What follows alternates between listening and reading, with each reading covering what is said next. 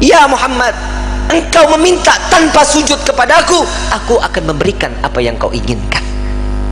Nabi Muhammad SAW tanpa sujud, jika dia meminta kepada Allah pasti akan dikabulkan. Dengan akhlak baginda Rasul SAW, beliau sujud, tahu beliau adalah seorang hamba yang pantasnya untuk sujud kepada Allah. Dia adalah Nabi SAW. Tatkala mereka datang bersama dengan Nabi, ya Rasulullah, mintalah permohonan kepada Allah. Apa jawaban Nabi? Analaha, analaha, analaha. Aku yang dapat menolong kalian, aku yang akan memberikan syafaat kepada kalian, aku yang akan membebaskan kalian dari siksaan padang mahsyar di hari ini. Kekasih yang pertolongannya akan ditolong oleh yang maha penolong.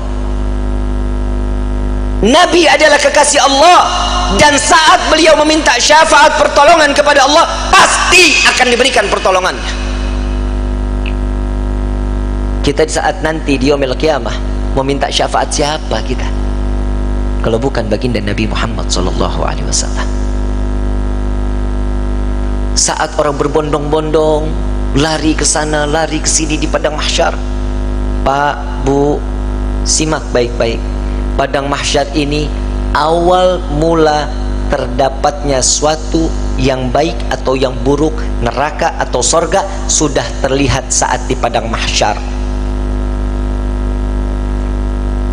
Padang mahsyar, Nabi SAW mengatakan, orang yang berbondong-bondong masuk ke dalam padang mahsyar tidak akan mengenal siapa suaminya, tidak akan mengenal siapa bapak dan ibunya, bahkan anaknya. Mereka nafsi-nafsi, sendiri-sendiri, berharap cemas di hadapan Allah.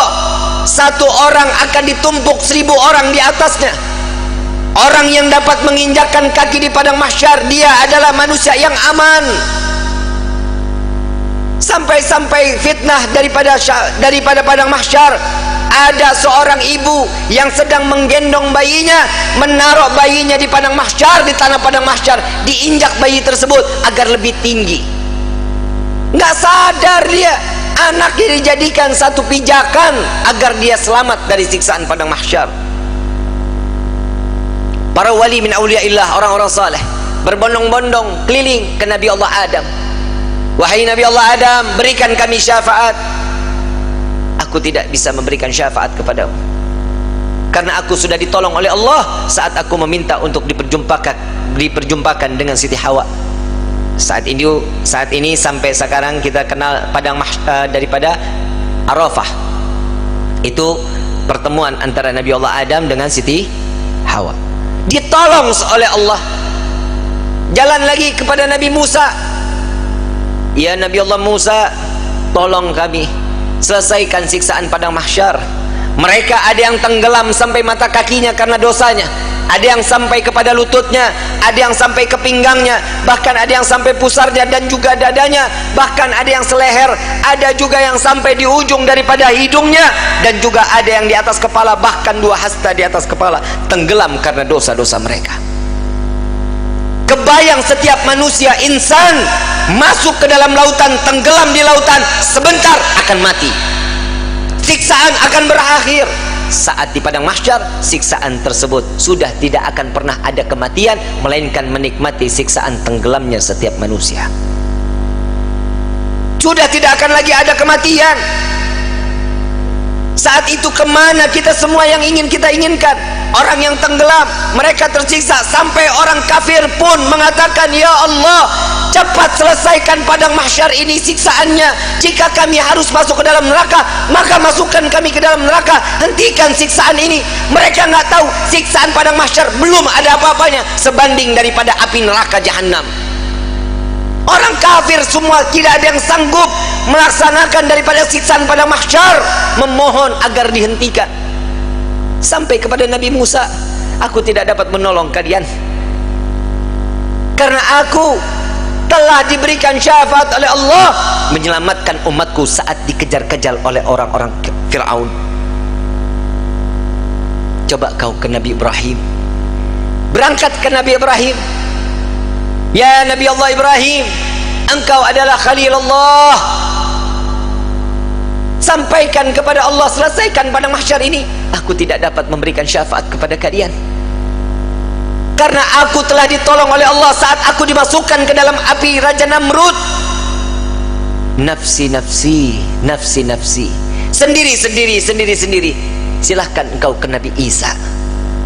Sampai ke Nabi Isa, ya Nabi Allah Isa, engkau adalah Ruhullah, sampaikan kepada Allah agar berikan syafaat kepada kami, selesaikan siksaan pada mahsyar.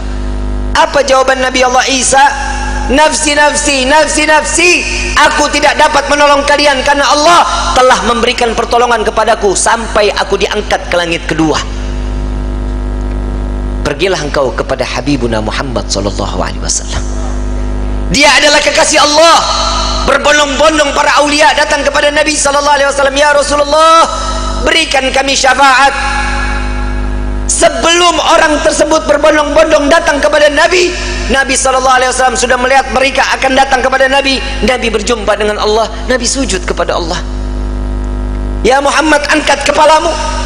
Tidak lagi ada yang ibadah di padang mahsyar ini. Mengangkat kepala lalu sujud lagi Allah di hadapan Allah. Nabi Muhammad SAW diangkat lagi. Wahai kekasihku, angkat kepalamu. Sudah tidak ada lagi yang ibadah dia di padang mahsyar ini. Tetap Nabi mengangkat kepala lalu sujud lagi kepada Allah. Sampai terakhir, apa yang kau inginkan wahai kekasihku? Ya Allah, selesaikan siksaan padang mahsyar. Biarkan mereka, masukkan mereka ke mizan penimbangan amal baik amal buruk mereka. Ya Muhammad, engkau meminta tanpa sujud kepadaku, aku akan memberikan apa yang kau inginkan. Nabi Muhammad SAW tanpa sujud, jika dia meminta kepada Allah pasti akan dikabulkan. Dengan akhlak baginda Rasul SAW, beliau sujud, tahu beliau adalah seorang hamba yang pantasnya untuk sujud kepada Allah. Dia adalah Nabi SAW. Tatkala mereka datang bersama dengan Nabi, ya Rasulullah, mintalah permohonan kepada Allah. Apa jawaban Nabi? Analaha, analaha, analaha. Aku yang dapat menolong kalian, aku yang akan memberikan syafaat kepada kalian, aku yang akan membebaskan kalian dari siksaan padang mahsyar di hari ini.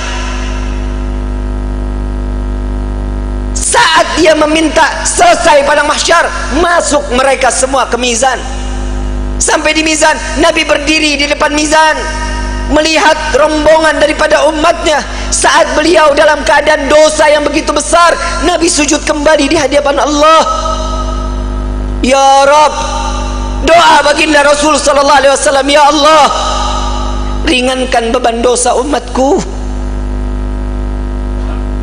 beratkan pahala mereka, ampuni dosa mereka ya Allah.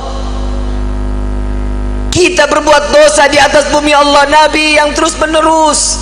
Sampai di mizan pun Nabi sujud kepada Allah agar kita diselamatkan, dibebaskan, agar masuknya kita ke dalam syurganya Allah. Setelah mizan, Nabi SAW berdiri lagi di sirat.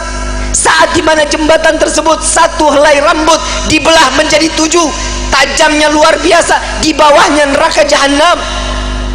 Nabi menunggu sampai ada umat yang ingin tergelincir, dipegang oleh Nabi, dituntun sampai di ujung daripada jembatan tersebut.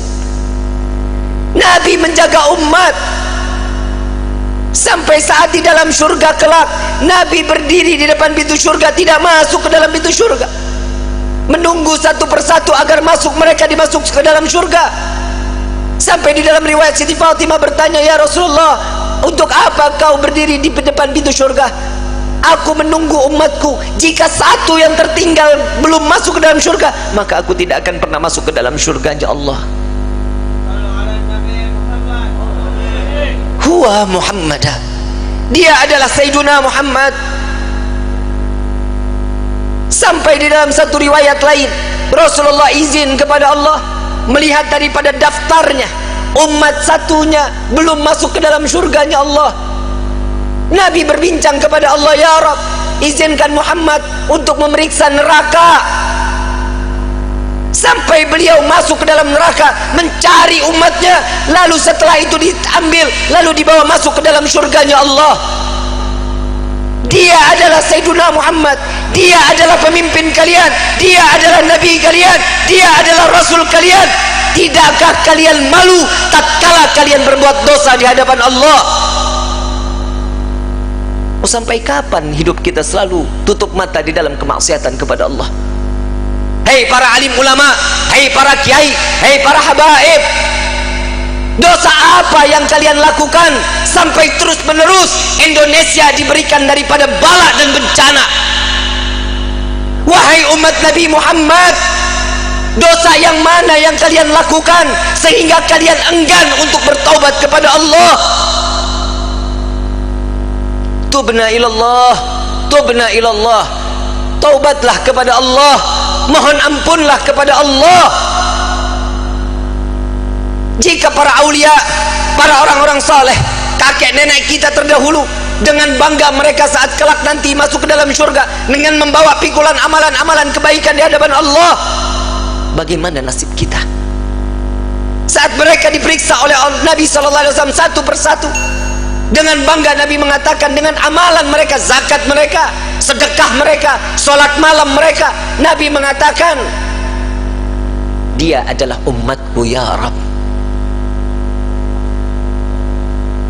Bagaimana dengan kita yang membawa pikulan dosa di hadapan Allah? Tatkala kita membawa pikulan-pikulan dosa, dibuka, diperiksa oleh Nabi, Nabi tetap mengatakan dia adalah umatku ya Allah, sambil meneteskan air mata di hadapan Allah.